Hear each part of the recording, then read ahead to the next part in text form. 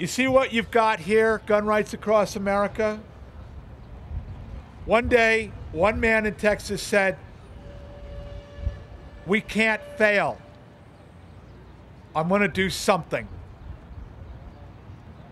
Today we have over 100,000 people involved with GRAA in 6 months, not even 5 months. Over 100,000. He'll probably come up here and correct me on my number. Because one guy decided to do something. I'm seeing 1,000 people out here today. Can you imagine if all of you just did something? And it is, and I know I say it's, I've said it a lot of times with all these people, but this is my friend. This is my buddy. This is Eric Reed, the president of Gun Rights Across America. And I impart a blessing to you all. God bless. Eric, come on up here. Come on up here. Come on up here. Wait, it said on the thing, it says, "Don't embarrass me," okay? So I won't talk about anything that I'm not supposed to. See ya. How you guys doing? Thank you for coming out on this beautiful Saturday. I am so glad that you guys decided to come out and stand up with us for the Second Amendment. As you're all aware, our freedoms that our men and women have shed blood for and died for are under attack. Not only by some liberal states, but also by our own federal government that is turning into a socialist and tyrannical regime. Our government thinks they know what's best for us. They think they can impose these so-called common sense gun laws. But these common sense gun laws are infringing on our basic Second Amendment rights that are protected. Apparently the Obama liberal administration did not get the memo that the Constitution in this country is still the law of this land. The right of the people to keep and bear arms. It's such common sense to me. It's a right not only guaranteed by the Constitution, but it's a natural right. I don't even understand how this is something that's up for debate, but sadly it is, because we're all here today. We've elected leaders in our government. We voted them into office, and sadly some of them have forgotten what true American freedom is all about. They want to tell you what guns you can and can't own, where you can and can't carry, and even how many rounds you can have in your magazine. Media's no better. They continually demonize the gun, and they always omit the facts. In 2010, the Obama justice system prosecuted 44 out of 48,000 fugitives and felons that attempted to buy a gun. 44 out of 48,000. If you're a felon or a fugitive attempting to buy a gun in this country, the hammers of justice should hit you to the fullest extent of the law. If President Obama was so concerned with not letting guns get into the hands of criminals, then why is our government not prosecuting these felons who attempt to illegally purchase these guns? These laws are in place. They're already there. They exist, but they're not enforced. Instead, they want to impose more unconstitutional and unjust laws on you, the honest, law-abiding American citizen. Instead of, there's almost a pattern here. Every time there's some mass shooting in this country, somebody's heart is filled with anger, hatred, and rage. They go out and they commit some heinous act. And then the mainstream liberal media exploits this tragedy, turning it into this ridiculous left-wing political agenda. And it's all led by a vice president, mind you, who thinks that your best course of action is to run outside wildly wielding a double-barreled shotgun and firing both barrels into the air. I always knew Joe was a funny guy. And Joe Biden thinks that you're the ones that need your guns controlled. Fellow patriots, this gun control debate is much more difficult than it needs to be. Doesn't matter if you're liberal or conservative, Democrat or Republican, we all want the same thing. We want the violence stopped. But you cannot stop the violence by infringing on the law-abiding citizen. But you tell President Obama that. He just wants to punish you by making more laws because it works so well in Chicago, President Obama's own hometown. The city that has the most gun control, the city with the most gang violence, the city where shootings are so common that our young children in Chicago don't even run away from the sound of gunfire. Yet, it's also the city that ranks dead last in prosecuting those committing these gun crimes. President Obama has stated if we can save even one life, we're obligated to do something.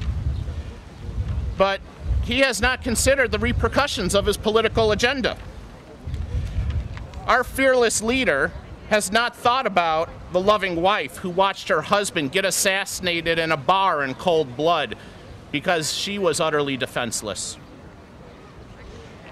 He has not thought about the loving wife who was battered by her husband, and her soon-to-be ex-husband doesn't care about that little piece of paper called a restraining order.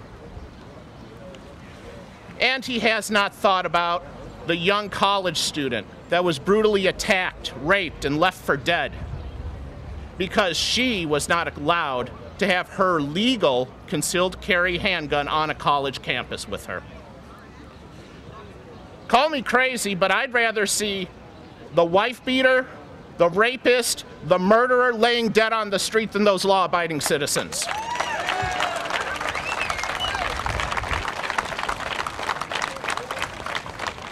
Obama's gun control agenda won't save one life, it'll kill thousands.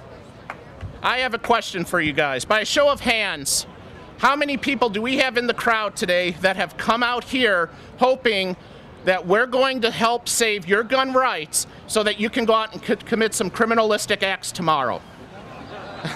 He changed his mind. So I didn't see one hand. So if President Obama were here today, wow. What am I saying? Could you imagine President Obama at a gun control rally, or a gun rights rally? But humor me for a minute. If he were here, I would tell him criminals don't follow laws, but we do. So stop preying on people's emotions, restricting the good, honest, hardworking American people, and stop disregarding the facts.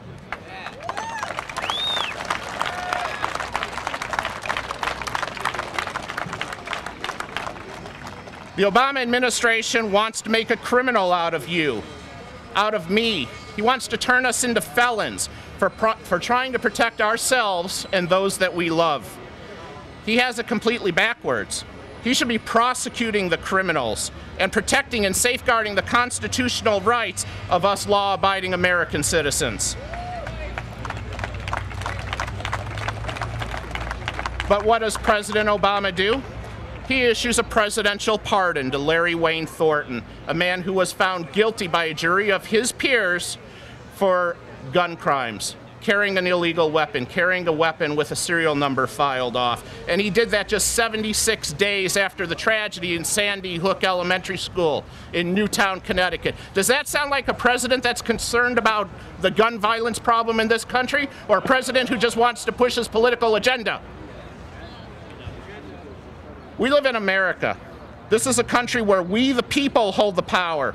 And as I look out into the crowd, I see an army. I still believe in the American dream. Our ancestors came to this country to fight for freedom, and our founding fathers wrote the Constitution, and they signed it right behind me to keep us free.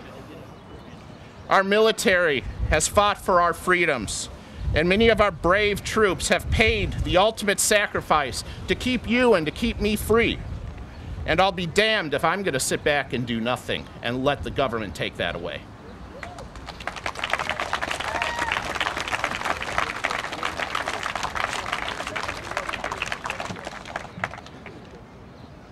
Those of you that know me know that I work as an airline captain.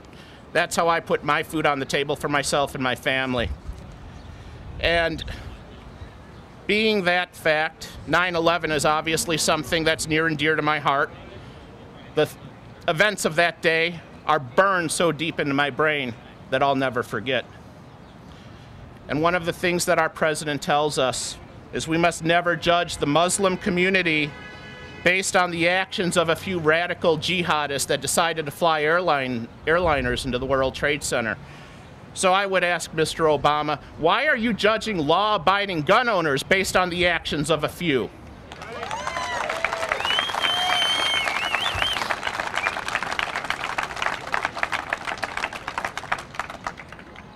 This year we took some major victories in the U.S. Senate, all led by Senator Ted Cruz, Senator Mike Lee, Senator Rand Paul, Senator Pat, well, hold on, scratch the last one. But the fight's not over yet. Obama and Biden have vowed that they're coming back at us for round 2 of their gun control agenda. And I have a message for them. Bring it on. Because as long as there's oxygen in my lungs, Gun Rights Across America will fight every ridiculous and unconstitutional piece of legislation that you try to pass or sneak through Congress, and we will fight to notice it, expose it, and kill it.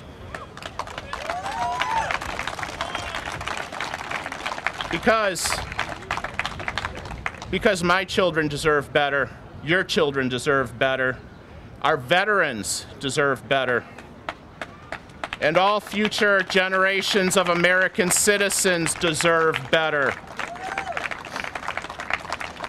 They deserve to enjoy the same liberties and freedoms that all of us do, and we will fight to keep that freedom for everybody.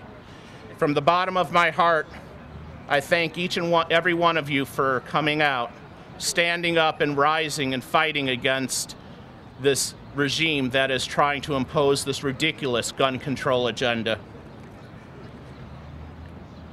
And I thank you for your commitment to liberty and freedom, gun rights across America. God bless you all, and God bless America.